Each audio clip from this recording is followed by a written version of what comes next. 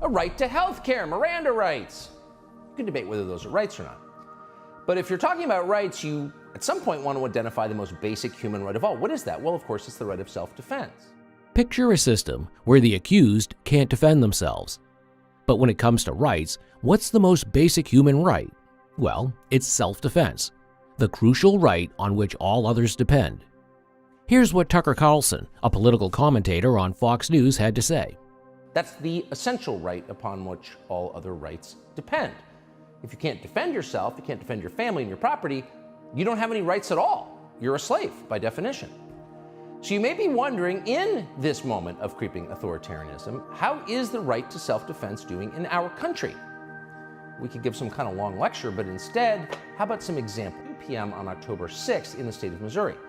A 23-year-old felon called Javon Taylor, who had a long criminal record, convictions for armed robbery, for example, began threatening a female clerk, apparently because the gas station didn't carry the kind of cigars that he wanted. That's when an off-duty fireman called Anthony Santi, who was inside, decided to step in. He told Javon Taylor to leave the store. Well, in response to that, Taylor began threatening him and then ran toward his SUV outside. Santi followed him outside because he suspected that Javon Taylor would retrieve a gun from the car, and that's exactly what he did. Javon Taylor pulled an illegal handgun with an extended magazine from his SUV. Santi, not wanting to get shot, put Taylor in a headlock. And that's when Javon Taylor handed the gun to his girlfriend, and his girlfriend shot the unarmed fireman in the back, killing him. It was an execution. It's not a close call. The footage is online. So there's no debate about what happened here. And yet the local social justice DA, Jean Peters Baker, refused to press charges against the person who killed the firefighter. Now, why? Well, there may have been a political component, and we know that because online, BLM activists immediately celebrated the killing on racial grounds. Javon Taylor was black, Anthony Santi was white. That was enough for them. They're glad he's dead. What's the message?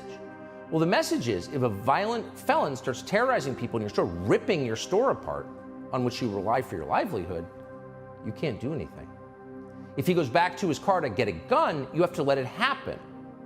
So get shot or go to jail for the rest of your life. Those are your choices, which of course are not really choices at all. And these are not isolated cases that we cherry pick to make some polemical point. It's happening everywhere. We saw it happen to Jose Alba last summer in New York. He's the bodega clerk. The prosecutors sent to Rikers Island on a murder charge because he fought back when a thug, another convicted felon, attacked him with his girlfriend in the store. Now, that charge was ultimately dropped after the public flipped out because it was so unfair, but Alba left this country for the Dominican Republic because he saw where things are going. Self-defense, the cornerstone of all freedoms, without which you cannot be free, you are owned. Self-defense is becoming illegal, in effect, in a lot of places. It seems that the government spends loads of time hiding actual crimes committed by their political buddies and family members. But guess what? There's no mercy for their critics. Here's what Tucker had to say. Populist surge of 2016 changed everything. Permanent Washington suddenly felt more threatened by its own voters, by American voters, than by any foreign adversary. Donald Trump, to them, seemed more dangerous than ISIS. They panicked, and in their panic, our leaders decided to turn the American legal system, as well as the American intel agencies, and if necessary, the U.S. Army, against their political opponents. They felt they had no choice. Opponents of the regime became enemies of the state. That's a huge change, and you're seeing the results of that change tonight. Just 24 hours after a Manhattan grand jury indicted Joe Biden's rival in the next presidential race, another jury, also in New York, convicted a Republican social media influencer called Douglas Mackey. What did Mackey do wrong? Well, Douglas Mackey's crime was mocking Hillary Clinton voters online. In that meme, Mackey suggests it's possible to vote for president by text message, because only Hillary voters could be stupid enough to believe something so absurd. But of course, in real life, no one did believe that. Mackey's insult did not alter a single vote in the election, and no one has proved otherwise. The government brought forth not a single victim of this crime. It couldn't. Douglas Mackey was joking. Nobody believed he was a federal election official. And in fact, his social media profile pictured a Donald Trump hat. It was unmistakable. This was mockery. But in the wake of the 2016 election and the rising hysteria about Donald Trump, mocking the Democratic Party became a crime. So as a result, tonight, Douglas Mackey faces 10 years in prison. The case against Doug Mackey is the most shocking attack on freedom of speech in this country in our lifetimes. It's also a useful lesson in who will be allowed to speak going forward. As it turns out, a woman called Christina Wong posted an almost identical meme the same year, back during the 2016 election. But unlike Doug Mackey, Wong voted for Hillary Clinton. "Hey, Trump supporters," she wrote, "skip poll lines and text in your vote." Same crime. But the Department of Justice under Joe Biden has shown no interest in prosecuting Christina Wong. Do you see how this works? Have you internalized our new partisan legal standards? That would be the point of the exercise. They want you to know the rules. We'll have more on the Doug Mackey case and what it means for you and for America in just a moment. In a world where most things are being done with the help of AI, here's what the CEO of Tesla, Elon Musk, had to say. We should be cautious with AI, and I think there should be some government oversight because it affects it's a danger to the public. More dangerous than, say, mismanaged aircraft design or production maintenance or bad car production, in the sense that it has the potential, however small one may regard that probability, but it is non-trivial. It has the potential of civilizational destruction. The intelligence would be in the data centers. Right. The robot's just the end effector.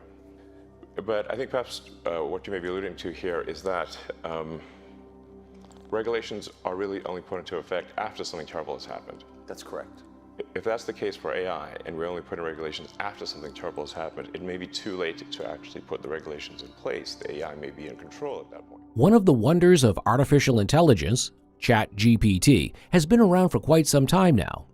Let's see what Musk had to say about it. GPT, which is based on GPT-4 from OpenAI, which Right. is a company that I played a critical role in creating, unfortunately.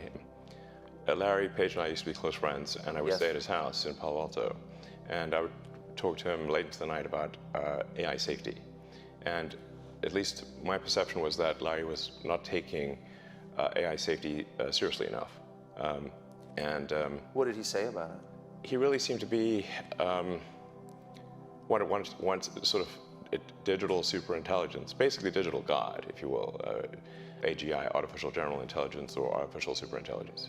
You know, and I agree with him that there's great potential for good, but there's also potential for bad. And so if you've got some radical new technology, you want to try to take a set of actions that maximize the probability it will do good and minimize the probability it will do bad things. Yes.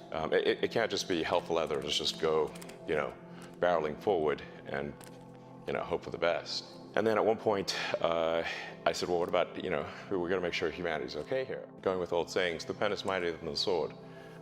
So if you have a super intelligent AI that is capable of writing incredibly well and in a way that is very influential, convincing, and is constantly figuring out what is more convincing to people over time, and then enters social media, for example, Twitter, but also Facebook and others, and potentially manipulates public opinion in a way that is very bad.